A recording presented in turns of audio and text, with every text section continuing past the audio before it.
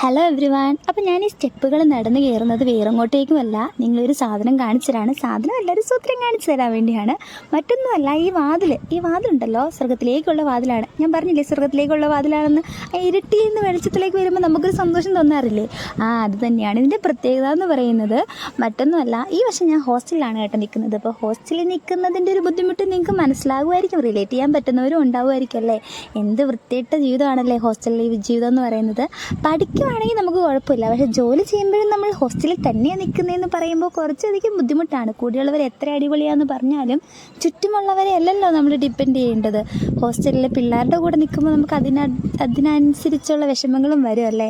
Teachers ആയതുകൊണ്ട് തന്നെ എപ്പോൾ പുറത്തിറങ്ങിയിട്ടുണ്ടെങ്കിലും പിള്ളേർ good morning teacher, good afternoon teacher എന്നൊക്കെ പറഞ്ഞു വരുമ്പോൾ കുറച്ച് ബുദ്ധിമുട്ടുകളൊക്കെ തോന്നാറുണ്ട്. പ്രൈവസി ഇല്ലാത്തതുപോലെ തോന്നുന്നതാണ് കേട്ടോ കുഴപ്പമെന്ന് പറയുന്നത്. അതൊന്നും അല്ല ഞാൻ പറഞ്ഞു വരാൻ പോകുന്നത്. ഇതാണ് സ്വർഗത്തിൻ്റെ വാതിൽ എന്ന് പറയുന്നത് കേട്ടോ. എന്ത് മനോഹരമാണല്ലേ ഈ ആകാശം കാണാൻ വേണ്ടി. ഈ താഴെ ഇരുട്ട് റൂമിൽ ജീവിച്ചിട്ട് പെട്ടെന്ന് വെളിച്ചത്തിലേക്ക് വരുമ്പോൾ ഉള്ള സന്തോഷം എനിക്ക് നിങ്ങളെ പറഞ്ഞറിയിക്കാൻ പറ്റത്തില്ല കേട്ടോ. അത്രയ്ക്ക് ഭയങ്കര സന്തോഷമാണ്. മനസ്സിനും സന്തോഷം, കണ്ണിനും സന്തോഷം എന്നൊക്കെ പറയില്ല, അതുപോലെ ആകാശം നോക്കിക്കേ, എന്ത് മനോഹരമാണല്ലേ, എന്ത് രസമാണല്ലേ ഈ ആകാശം കാണാൻ വേണ്ടി.